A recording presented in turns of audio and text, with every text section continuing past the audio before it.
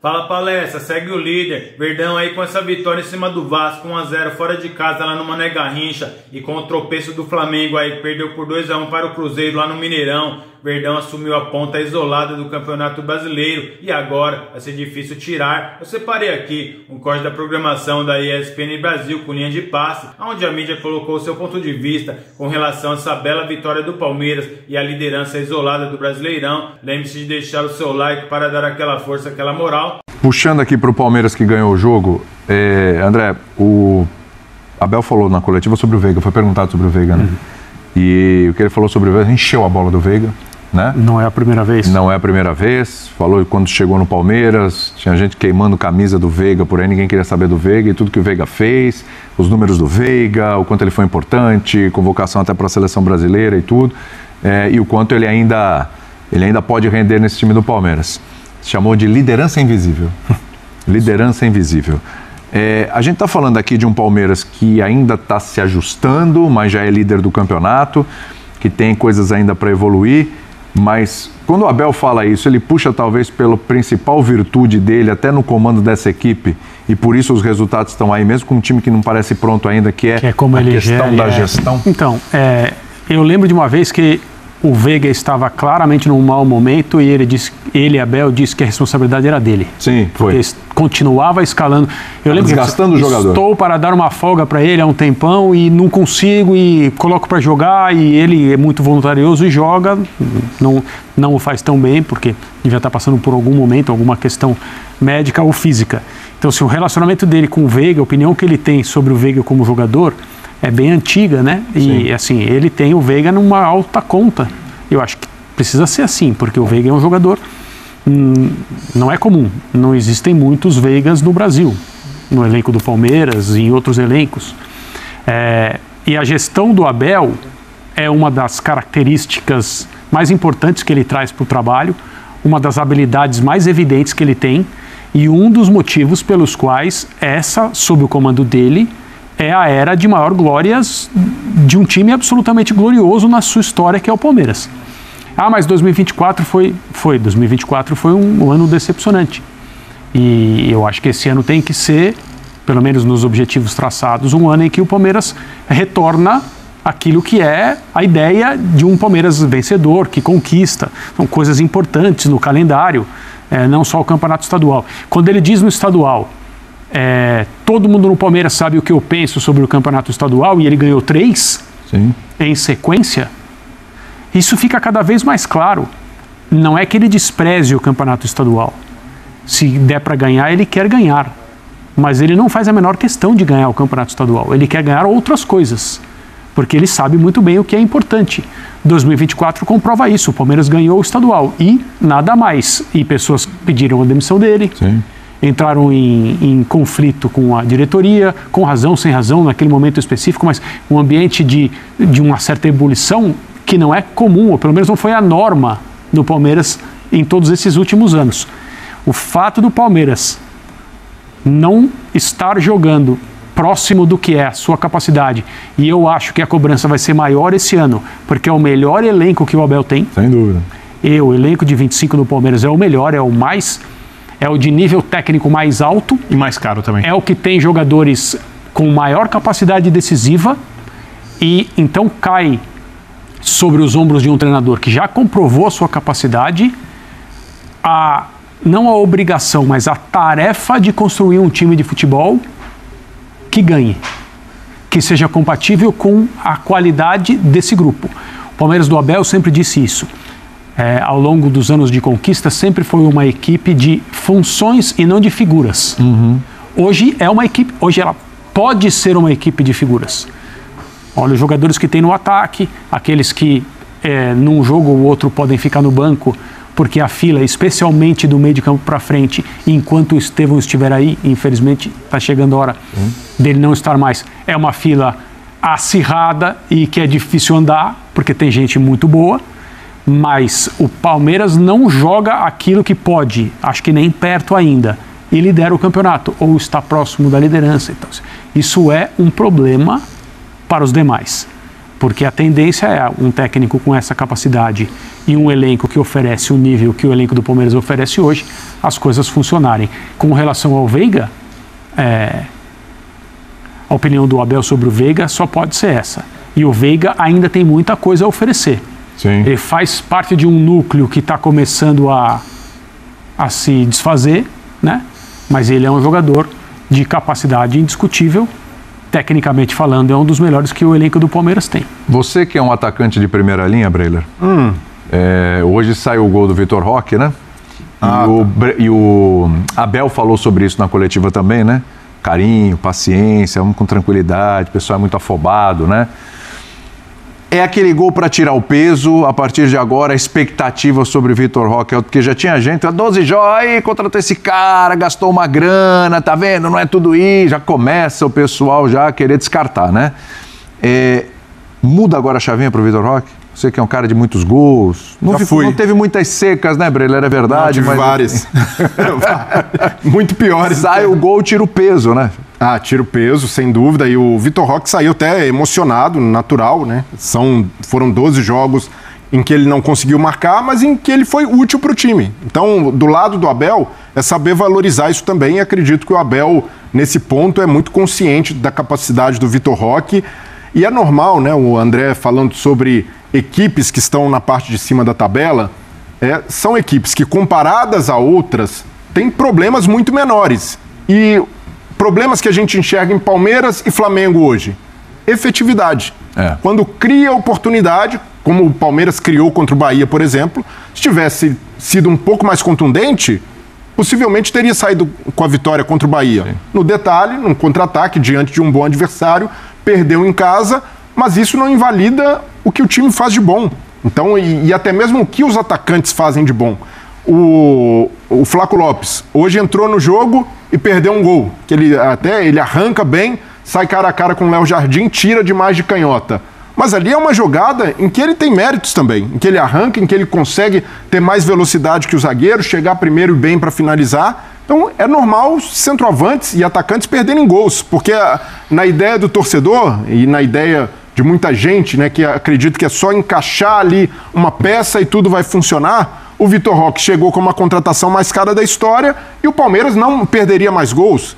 E não é assim que funciona. O Paulinho, por exemplo, o Paulinho ainda não está na rotação física ideal, mas quando entrar, vai ser um jogador ainda melhor e que vai oferecer o que oferecia no Atlético. Então é ter calma com as coisas e naturalmente vejo como algo normal, seca, centroavante perder gol faz parte do ofício. Agora, o gol do Palmeiras saiu no segundo tempo, não foi, Pascoal, o gol nessa jogada toda que a gente está falando aqui, o gol do Vitor Roque. Mas no primeiro tempo, Pascoal, teve um gol marcado pelo Giai. Ele salvou, né? Vamos ver como é que foi esse lance? Praticamente em cima na linha. Porque aí tem um vacilo também ali do Everton com o M. Martinez, né? E aí o Giai foi muito bem, hein? É na cobertura, Fábio? Eu já fiz uns gols desse aí, viu? Preferia fazer esse tipo de gol do que lá na frente, mas é a leitura do que pode acontecer, né? Você vê que ele tá longe do posicionamento, quando ele percebe que tem uma falha, ele já ocupa aquele setor ali do gol, né? Como proteção ali do gol. E o movimento é perfeito, né? Porque ele tira a bola de bicicleta, né? Ele faz esse movimento para poder... E se ele pega errado, a canela bate na canela e entra. Exatamente isso. Mas é interessante, porque quando o Everton se choca, ele já corre para dentro do gol. Ele já tem a leitura que tem alguma coisa errada ali. Foca nele ali em cima. Ele tá preocupado na marcação do jogador do Vasco. Já correu, ó. Isso. O Everton é um baita goleiro. Mas saiu muito mal. E não adianta ficar. Ele ficou bravo com o Martinez, achando que a bola era dele. Mas ali onde está posicionado, a bola é do Martinez, não é do goleiro. O Martinez dificilmente o jogador de linha vai imaginar que o goleiro vai estar naquela posição, né? Tá muito longe do gol. A culpa é igual no trânsito, a culpa é sempre de quem está atrás. Quem está atrás, quem bate atrás. Mas ali não é pro goleiro. Tem dois jogadores do Palmeiras na bola. Só você notar, tem dois do Palmeiras e tem um terceiro na sobra.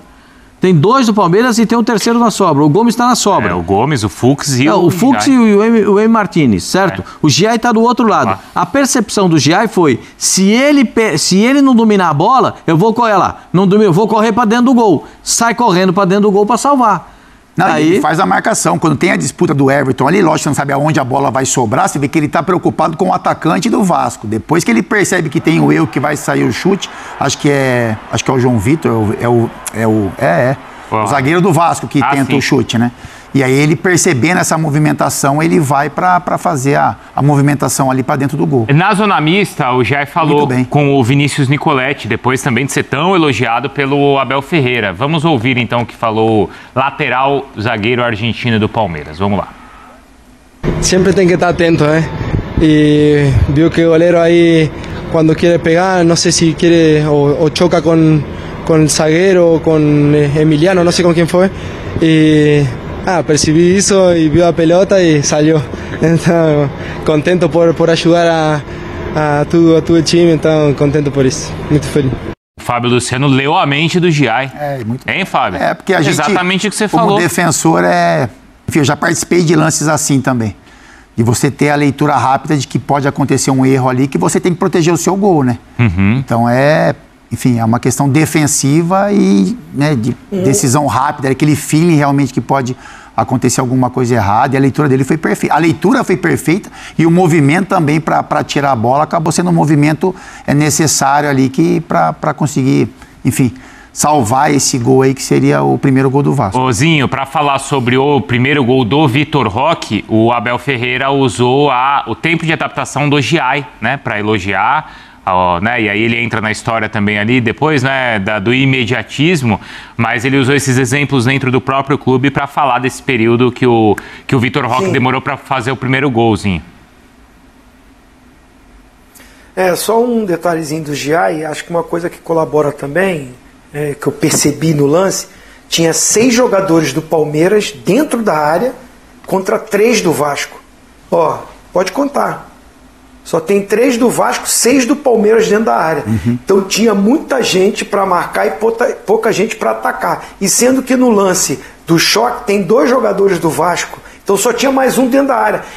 Porque o Abel prioriza muito esse treinamento de fazer uma parte defensiva muito forte nas bolas paradas, que ele sabe que é decisiva porque ele aproveita muito isso. Ele tem um time que ofensivamente faz muitos gols de bola parada, né? Inclusive o Gustavo Gomes aí fez mais um no jogo anterior. Então, assim, eu acho que aí o Giai, porque você vê que o Felipe Anderson, que quase faz uma ala às vezes, né? Ou faz ala também, quando ele entra como terceiro, estava dentro da área. Estava dentro da área marcando também. Aí ele faz essa leitura que o Fábio Luciano enxergou muito bem, porque tinha até pouca gente para ser marcada do Vasco dentro da área, e aí ele faz a cobertura. Mas assim, acho legal o que o Abel fala, né? Ele busca elogiar todos os jogadores, dar moral para todos os jogadores, ter esse carinho com todos esses jogadores, cobrar quando tem que cobrar, tem que fazer isso mesmo. E realmente o Giai não iniciou tão bem, mesmo porque tinha mais 2 laterais com mais rodagem no clube, com mais títulos. Então fica difícil o cara chegar já jogando, né? Ele jovem. Então a cobrança, quando jogava, os resultados não vinham aí. Torcedor, é paixão, eu entendo isso, eu joguei também, fui vaiado também, fui cobrado, né? Tem que ter a personalidade e isso aí, o treinador dá moral pro cara, acreditar no cara. E ele nesse posicionamento, nessa função que ele está fazendo, ele não é um lateral para ir no fundo lá toda hora, ser o cara ofensivo toda hora. Nesse momento, o Felipe Anderson está fazendo mais o corredor. Eu vejo ele mais sendo um lateral de construção, chegando no ataque, apoiando ali, né? Mais ali intermediária, e muito recompondo, em muitos momentos, faz um terceiro zagueiro, faz uma lateral. Essa variação tática do Abel, e que ele está entendendo muito bem, e aí, fisicamente, tem capacidade, tem boa estatura, está fazendo bons jogos. O Zinho falou que entende, assim, essa cobrança da torcida e dos jogadores, porque ele já jogou. Eu também entendo, porque o que eu já cornetei, viu, Pascoal? Nossa, viu? É ótimo você falar isso. Eu também entendo. Eu tenho lugar de fala aí também, viu, Fábio? O Zinho entende de um lado e você entende do outro. Né? Tinha um estádio que eu ia, assim, Pascoal. Tinha um estádio que eu ia, assim, tinha uma curvinha. Tinha uma curvinha aí, tinha um fosso e tinha o vestiário onde os caras desciam. Nossa, era cada cornetada ali, Pascoal. Jardim suspenso. Você gostava de comer amendoim no estádio? Cara, do outro lado. Lá do amendoim era de um lado, esse era do outro. O amendoim era do outro lado. A turma do amendoim é bem atrás do banco e eles continuam os mesmos atrás do banco no Allianz. Isso. Eles continuam ali da mesma forma. Mas todo mundo esperava que o Giai jogasse o que jogou na seleção da Argentina, nas categorias de base, e o que jogou no São Lourenço. Porque ele apareceu muito bem. Só que vem uma transferência para o Brasil, tem que se adaptar ao futebol brasileiro, levou uma temporada inteira para se adaptar e está jogando bem agora. Ele teve essas oportunidades, essas lesões deram oportunidade para ele e ele está desempenhando um bom futebol. E acho difícil tirar o Giai agora, hein? Como é que vai tirar? Tem isso, hein? É verdade. Porque o Marcos Rocha está voltando, mas não sei se o Mike também está voltando, já está. Mas também tem jogo para todo mundo, né? A temporada ainda é bem longa. Não é o caso do estádio de Brasília, não é, Fábio? Não é o caso. Pelo menos que a gente saiba, né? Como é que o estádio lá é utilizado. Até porque não tem jogos com frequência, assim. Mas com relação a um estádio que a gente não tem, né? Muito retrospecto de jogos lá. É que aí tem um outro problema que a gente consegue num país tropical, o gramado não tomar sol. Por causa das coberturas, né? Sim. E aí a exigência de você conseguir... O cuidado que você tem que ter com o gramado é ainda maior, porque não pega sol. Exatamente. E é o que você falou, no estádio do Grêmio, aí em Brasília, então, o Abel reclamou muito do gramado. O campo do Grêmio hoje também... muito ruim. Puxa vida, um estádio lindo daquele, espetacular como é o estádio do Grêmio, o gramado estava completamente detonado. Achei muito... Os 2 jogos de hoje à tarde com campos muito ruins. O próprio estádio do Castelão, né? O gramado do Castelão. Mas o Castelão sofre porque Ceará e Fortaleza jogam toda semana. O Maracanã também, são 2 ou 3 times, às vezes, jogando, né? E ainda tem, além de tudo, o problema do gramado não pegar sol, como outros estádios até mais antigos. Mas o Vasco podia jogar em São Januário. Então, aí é outra questão, né, Zinho? Porque aí o Vasco perdeu a força, assim, de ter escolhido jogar em Brasília, e ainda tem uma outra questão, que é esses principais jogadores talvez terem sido poupados para o meio de semana, né, Zinho? Não, assim, teve o jogo contra o Flamengo, podia jogar no Maracanã, não, vou jogar em São Januário, tem todo o direito, mas é difícil, a gente sabe ver Flamengo e Vasco em São Januário, mas escolheram porque achava assim, de repente em São Januário a torcida, nós estamos acostumados, podemos levar vantagem. Aí pode pegar o Palmeiras em casa com a torcida, tinha mais torcida acho que tinha mais torcida do Palmeiras do que do Vasco hoje. Aí você pode jogar em casa, Rio de Janeiro, não viaja, fica aqui, se concentra aqui, vai para São Januário, Caldeirão, precisa poupar alguns jogadores para preservar fisicamente, porque tem decisão na Sul-Americana no meio de semana. De repente, Coutinho... Aí aquilo que a gente estava falando, realmente, repetição de jogos, Coutinho ainda não está fisicamente 100%, precisa sim de um cuidado, é um cara diferente que bem fisicamente pode fazer o Vasco tecnicamente jogar melhor, e o Verratti é o artilheiro, e está jogando muitos jogos. Você poder jogar em casa, eu acho que o Vasco faria muito mais, traria muito mais dificuldade para o Palmeiras se esse jogo aí em São Januário. Eu lembro que no ano passado teve muito essa discussão envolvendo jogos do Vasco em Brasília, né, de jogos vendidos, e na época o Pedrinho destacou que alguns jogos, um número determinado de jogos já havia sido vendido pela então 777, né? Então não sei se esse jogo contra o... Tô até tentando checar aqui se esse jogo ainda tá nessa conta. O do ano passado também foi em Brasília. Isso, Palmeiras e Vasco tava nessa conta do número determinado de jogos. Perfeito. Eu não sei se esse já entrou, se foi a escolha do Pedrinho. Colocar uma situação? Pode, o Vasco jogou como visitante em São Januário no Campeonato Carioca e como mandante jogou fora. Vocês estão lembrados disso ou não? Carioca. A gente comentou isso, eu e o Zinho comentávamos isso. Porque no Carioca, os grandes, os menores sempre vendem foram jogar em outros estados. Eu acho válido, não estou criticando, mas o Vasco só jogou como visitante em casa.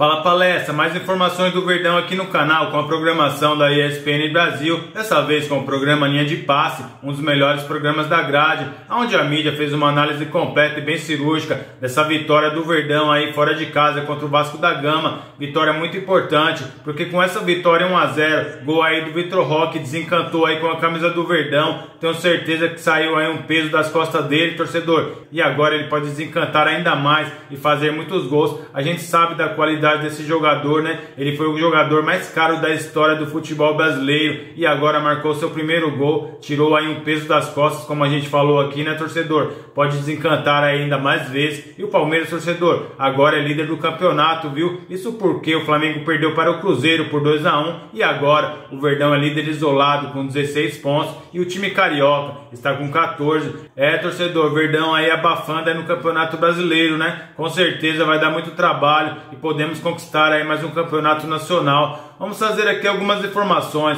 com relação ao Vitor Roque, que fez o gol da vitória sobre o Vasco aí, um belo gol ali, uma bela assistência ali do Estevão, né, torcedor? Vitor Roque, hein? Até que enfim marcou seu primeiro gol, tomara que seja o primeiro de muitos. O Palmeiras superou o Vasco por 1-0 nesse domingo lá no estádio Mané Garrincha. Diga-se de passagem, torcedor, que gramado ruim, né? É muito melhor jogar num gramado sintético, que nem o pessoal aí critica muito o Allianz Parque, do que jogar num gramado tão ruim, cheio de buraco. Jogador chuta ali, voa um monte de terra. Impressionante como é mal cuidado esse estádio Mané Garrincha em Brasília. Parece que tem jogo um atrás do outro e praticamente não tem jogo lá. Se ouvi falar de ter jogo lá no Mané Garrincha, eu mesmo não ouço. O atacante balançou as redes pela primeira vez desde que chegou ao clube alviverde, encerrando um jejum de 13 partidas. 13 partidas já que o Vitor Roque estava atuando com a camisa do Verdão e não marcava, torcedor. Já estava ficando preocupado, né? Agora tenho certeza que ele vai marcar muitos gols.